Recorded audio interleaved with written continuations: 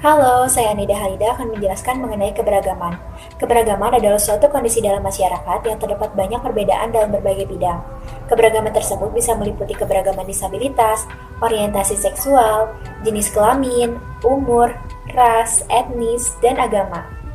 Keberagaman tenaga kerja adalah cara orang-orang dalam organisasi terlihat berbeda dan mirip satu sama lain. Manajer dan organisasi harus memandang karyawan mereka dengan kualitas yang sama dan memisahkan perbedaan di antara mereka.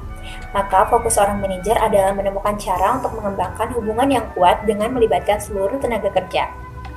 Tantangan diversity yaitu ada 5. Tantangan pertama yang dihadapi adalah sifat etnosentris, yang merupakan kepercayaan bahwa budaya dan subkultur yang sendiri lebih unggul dari budaya lainnya. Asumsi seperti ini muncul dari orang tua atau generasi sebelumnya yang kemudian menjadi kebiasaan. Tantangan berikutnya prejudis, yang merupakan perasaan atau pendapat yang merugikan yang terbentuk tanpa memperhatikan fakta. Dari tantangan kedua muncullah stereotip, di mana merupakan keyakinan atau citra yang kaku, berlebihan, irasional, dan biasanya negatif yang diasosiasikan dengan sekelompok tertentu. Dan muncullah diskriminasi, biasanya berbentuk dalam merendahkan seseorang. Yang terakhir yaitu the glass ceiling, yang merupakan penghalang tak terlihat yang memisahkan perempuan dan minoritas dari posisi kepemimpinan puncak. Workplace diversity. Workplace diversity adalah keragaman di tempat kerja. Apa itu keragaman di tempat kerja? Bagi organisasi yang ingin mengembangkan tempat kerja yang lebih beragam dan inklusif, penting untuk memahami apa yang dimaksud dengan keragaman di tempat kerja. Keragaman di tempat kerja mengacu pada berbagai perbedaan antara individu dalam suatu organisasi. Keanekaragaman tidak hanya mencakup bagaimana individu mengidentifikasi diri mereka sendiri, tapi juga bagaimana orang lain memandang mereka. Keanekaragaman dalam tempat kerja meliputi ras, jenis kelamin, kelompok etnis, usia, agama, orientasi seksual, status kewarganegaraan, dinas militer dan kondisi mental dan fisik, serta perbedaan lain yang berbeda di antara orang-orang. Dan cara untuk mengelola keragaman tempat kerja adalah yang pertama, prioritaskan komunikasi. Dan yang kedua, perlakukan setiap karyawan sebagai individu. Dan yang ketiga, mendorong karyawan untuk bekerja dalam berbagai kelompok. Dan standarisasinya adalah berpikir terbuka dan memperkerjakan. Saya akan menjelaskan mengenai evolusi workplace diversity yang melalui 5 tahap. Yang pertama, pada tahun 1960 sampai tahun 1970 yang fokus pada kepatuhan hukum dan peraturan, mencakup pekerjaan yang setara, komisi peluang, kebijakan, dan program tindakan afirmatif.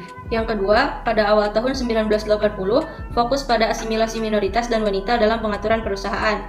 Program perusahaan yang dikembangkan untuk membantu meningkatkan kepercayaan diri dan kualifikasi individu yang beragam sehingga mereka dapat menyesuaikan diri. Akhir tahun 1980, konsep keberagaman tenaga kerja diperluas dari kepatuhan ke masalah kelangsungan hidup bisnis. Publikasi 2000 Angkatan Kerja membuka mata para pemimpin bisnis tentang komposisi tenaga kerja masa depan, yaitu lebih beragam. Pertama, penggunaan istilah keragaman tenaga kerja. Akhir tahun 1980 sampai akhir tahun 1990, fokus pada menumbuhkan kepekaan. Pergeseran dari kepatuhan dan fokus pada minoritas dan wanita untuk memasukkan semua orang. Membuat karyawan lebih sadar dan peka terhadap kebutuhan dan perbedaan orang lain. Yang terakhir, generasi milenial, fokus pada keragaman dan inklusi untuk kesuksesan bisnis. Keragaman tenaga kerja dilihat sebagai isu bisnis inti yang sangat penting untuk mencapai kesuksesan bisnis, profitabilitas, dan pertumbuhan. Alasan pentingnya workplace diversity. Yang pertama, menghadirkan bakat, keterampilan, dan pengalaman. Manfaat yang pertama dari keanekaragaman budaya yang ada dalam suatu perusahaan adalah dapat menghadirkan bakat, keterampilan, serta pengalaman. Adanya pribadi yang berbeda sama lain dapat menunjukkan skill yang berbeda satu sama lain. Dengan hal ini, tentu saja akan memberikan keuntungan bagi perusahaan dan kinerja dari seluruh anggota perusahaan atau organisasi.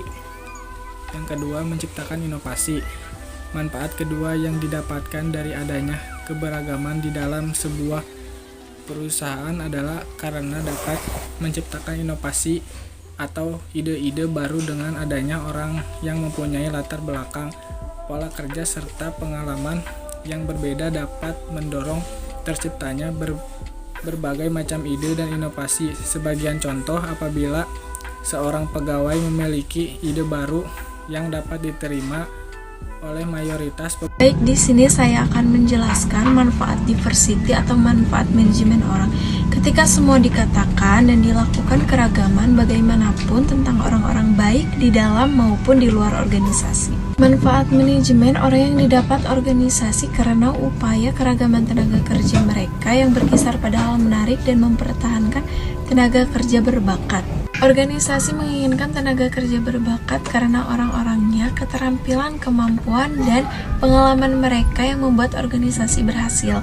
Selain itu, manfaat manajemen orang penting lainnya adalah karena perusahaan selalu mengandalkan tim karyawan di tempat kerja, tim kerja dengan latar belakang yang beragam yang seringkali membawa perspektif yang berbeda dan unik ke dalam sebuah diskusi yang menghasilkan sebuah ide dan solusi yang efektif. Manfaat kedua dari keragaman tenaga kerja, yaitu kinerja organisasi. Kinerja organisasi merupakan suatu konsep yang disusun dari berbagai indikator yang sangat bervariasi sesuai dengan konteks penggunaannya untuk mencapai tujuan yang ingin dicapai oleh suatu organisasi. Manfaat kinerja yang diperoleh organisasi dari keragaman tenaga kerja termasuk penghematan biaya dan peningkatan fungsi organisasi. Penghematan biaya dapat menjadi signifikan ketika organisasi yang mengembangkan tenaga kerja yang beragam, mengurangi pergantian karyawan, ketidakhadiran, dan kemungkinan tuntutan hukum. Manfaat diversity yang ketiga, strategis. Manfaat strategis adalah dengan tenaga kerja yang beragam, organisasi dapat mengantisipasi dan merespon kebutuhan konsumen yang berubah. Karyawan yang beragam membawa berbagai sudut pandang dan pendekatan terhadap peluang yang dapat meningkatkan cara organisasi dan memasarkan keberagaman konsumen. Baik teman-teman semua, di sini saya akan menjelaskan materi mengenai studi kasus yang berkaitan dengan diversity.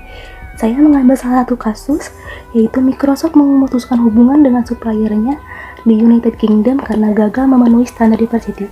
Teman-teman pasti pada tahu dong, Microsoft adalah salah satu perusahaan terbesar di dunia yang berpusat di Amerika Serikat, di mana para staf atau para karyawannya berasal dari berbagai penjuru dunia. Pada tahun 2007, Microsoft memutuskan hubungan dengan suppliernya di United Kingdom, salah satu negara di benua Eropa, karena gagal memenuhi standar diversity pegawai yang diterapkan oleh Microsoft. Microsoft selalu memonitori suppliernya untuk selalu mempekerjakan pegawai yang mewakili wanita dan kaum minoritas.